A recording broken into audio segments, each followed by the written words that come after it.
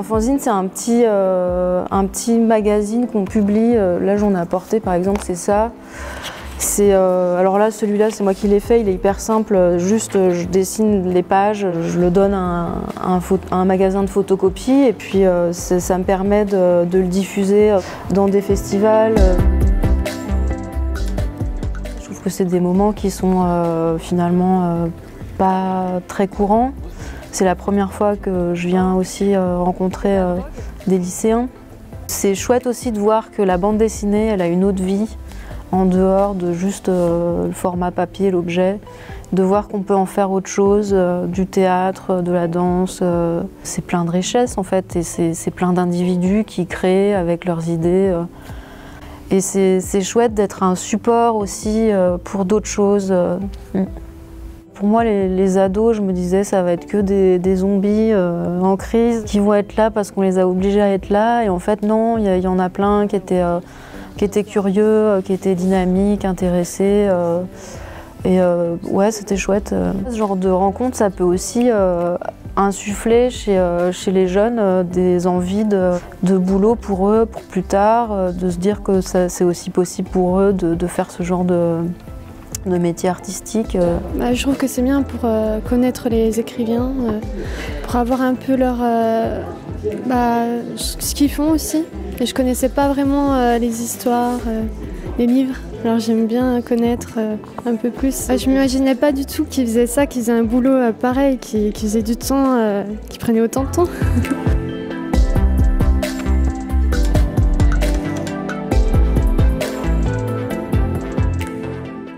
Chaque fois assez touchant de rencontrer ces jeunes lecteurs, je dirais d'appréhender et puis de lire et de restituer en fait ce qu'ils ont lu. Donc moi j'ai toujours beaucoup aimé rencontrer ces jeunes.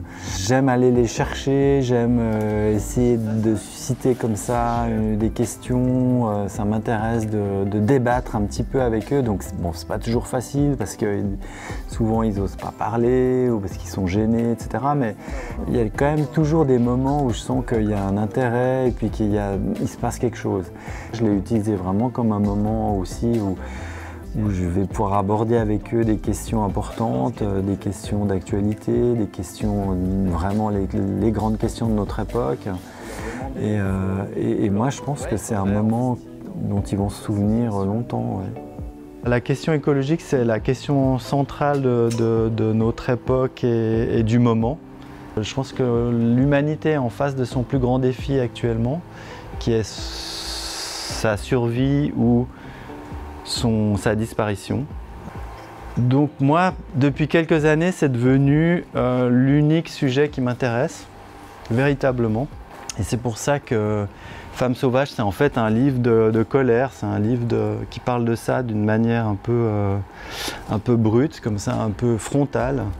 Je pense que ça participe à la compréhension du monde, en fait, de comprendre que le monde, il est pluriel, il est très divers. Et moi, je trouve que la parole de l'auteur, c'est une parole beaucoup plus libre. C'est pas la même parole que la parole de l'enseignant, donc l'auteur, il va pouvoir comme ça les questionner, les bousculer, les pousser un peu dans leur retranchement. Je trouve que c'est une des grandes forces du système français, c'est de mettre en place tous ces systèmes de rencontres entre auteurs, artistes, lycéens, jeunes. C'est extrêmement riche. C'est des petites fenêtres qui s'ouvrent sur l'extérieur, je pense. Moi, j'ai toujours une appréhension quand je re-rentre dans un lycée parce que j'ai toujours eu un peu de mal avec l'autorité. Et c'est vrai que ça fait bizarre de se retrouver de l'autre côté, c'est qu'on rentre dans la pièce, les élèves se taisent, font le silence, on inspire le respect. Honnêtement, ça m'aide sur le plan personnel de retourner au lycée de manière positive. Ce qui se passe, c'est que j'étais un bon élève au lycée et justement les professeurs avaient tendance à décourager mes parents et à me décourager de poursuivre dans cette voie, de faire de la bande dessinée. Je suis assez content et finalement c'est un pied de nez à ces profs qui y croyaient pas et ça montre aussi qu'on peut être un bon élève et vivre son rêve aussi, enfin, c'est pas incompatible. À un tout petit niveau, mais je me suis senti utile parce que je leur apporte quelque chose de différent de ce qu'ils peuvent avoir en cours, c'est sûr. Un autre regard, un regard peut-être plus frais parce que je trouve quand même qu'ils sont assez formatés dans leur scolarité, dans leur culture, c'est générationnel avec Internet. Ils ont des valeurs qui ne sont pas les mêmes que les miennes. Et j'aimais bien leur présenter un autre mode de vie, un autre mode de pensée. Peut-être que ça a planté quelques graines. Et c'est intéressant. Moi, à leur âge, j'aurais adoré avoir des auteurs en visite dans mon bahut. C'est une chance. C'est super que la région ait organisé ça, que les établissements, les directeurs, les profs aient joué le jeu. C'est vraiment parce que quand on est auteur, on est tout seul chez soi, sur sa page blanche ou devant son ordi, on ne sait pas trop à qui on s'adresse. Et là, j'avais vraiment en face de moi des gens, des jeunes en plus, des gens en devenir. Il se joue quelque chose, je pense que c'est bien, qu'il faut continuer, il faut en faire plus partout, dans toutes les régions, à l'école, au lycée, au collège. On les pousse dans une filière classique, très normalisée, et d'inviter des auteurs ou d'autres personnes qui font des métiers un peu plus marginaux, plus différents. Je trouve que c'est super, c'est indispensable en fait.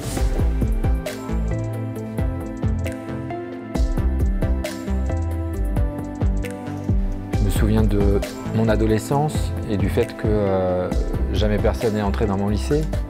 Jamais personne n'est venu rompre la monotonie du quotidien lycéen. Et je crois que ça m'aurait été très très utile d'entendre comme ça des gens extérieurs arriver et me parler de leur vie et éventuellement de leur métier ou de leur passion. Ça m'aurait fait gagner du temps peut-être. L'adolescence, c'est typiquement le moment où ça commence à se jouer, quoi. Même s'il y a plein de choses qui ne dépendent pas d'eux, il y en a quand même pas mal qui dépendent d'eux et de leur capacité à s'autoriser à faire des choses, leur capacité à imaginer, qu'ils sont capables de faire des choses. Moi, je témoigne de mon parcours et du fait que je ne suis pas devenu écrivain du jour au lendemain, qu'à leur âge, je n'avais pas la moindre idée que je le serais un jour. Et tant mieux, parce que je crois que c'est vraiment dans ce domaine-là que je me sens chez moi. J'ai l'impression que les jeunes aujourd'hui sont assez conscients du fait qu'ils vont entrer dans l'âge adulte à une époque compliquée. Le fait qu'on est dans une époque charnière, j'ai l'impression que les ados, au moment d'entrer dans l'âge adulte, en prennent toute conscience et c'est une époque préoccupante. Tout ce qui peut venir repousser, élargir le champ des possibles, ça peut leur servir, bien entendu.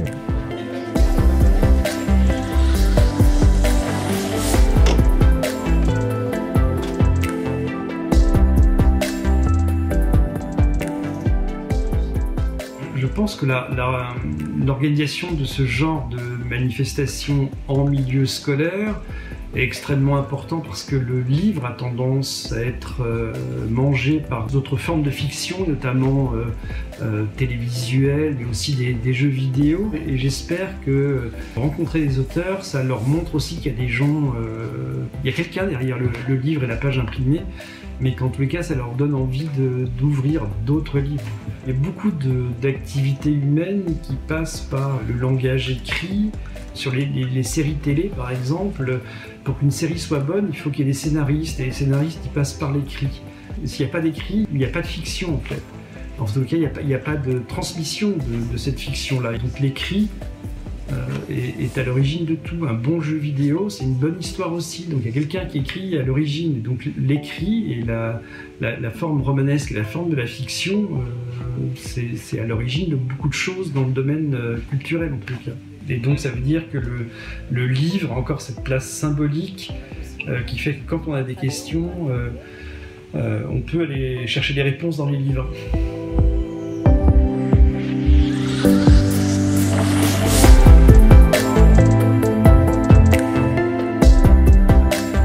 Ça a été extrêmement intense et riche et surprenant aussi. Parce que moi je ne m'attendais pas à un tel niveau globalement de préparation des élèves, d'investissement des profs. C'était extrêmement riche. Je pense que c'est toujours intéressant de croiser des parcours d'aînés, de confronter des questions qu'on peut avoir à cet âge, de se rendre compte qu'il y a des choses possibles auxquelles on ne pensait pas. Donc oui, on espère que voilà, ça puisse ouvrir des champs possibles forcément. Ouais. Je trouve qu'ils ont une chance extraordinaire de pouvoir rencontrer des gens qui peuvent les encourager à affirmer un désir, qui peuvent transmettre une passion. Peut-être que ça peut aussi, pour certains élèves, les aider à affirmer un désir. Il y a peut-être un effet miroir, caisse de résonance, pour un désir enfoui, timide, qui, je le souhaite, c'est ce que je leur souhaite en tout cas, va s'épanouir.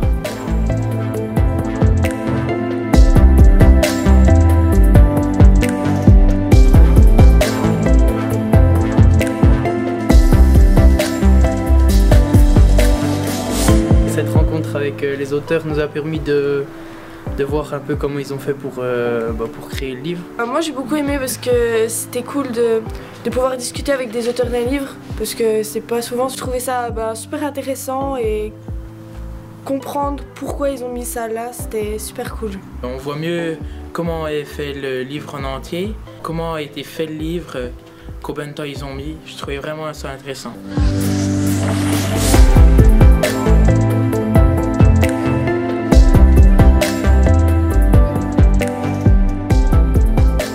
Peut-être que les auteurs, les artistes, c'est des êtres humains comme les autres et qu'il n'y a pas, finalement, il n'y a pas cette distance qu'on pourrait imaginer entre eux et nous quand on va ouvrir leurs livres ou écouter leur musique.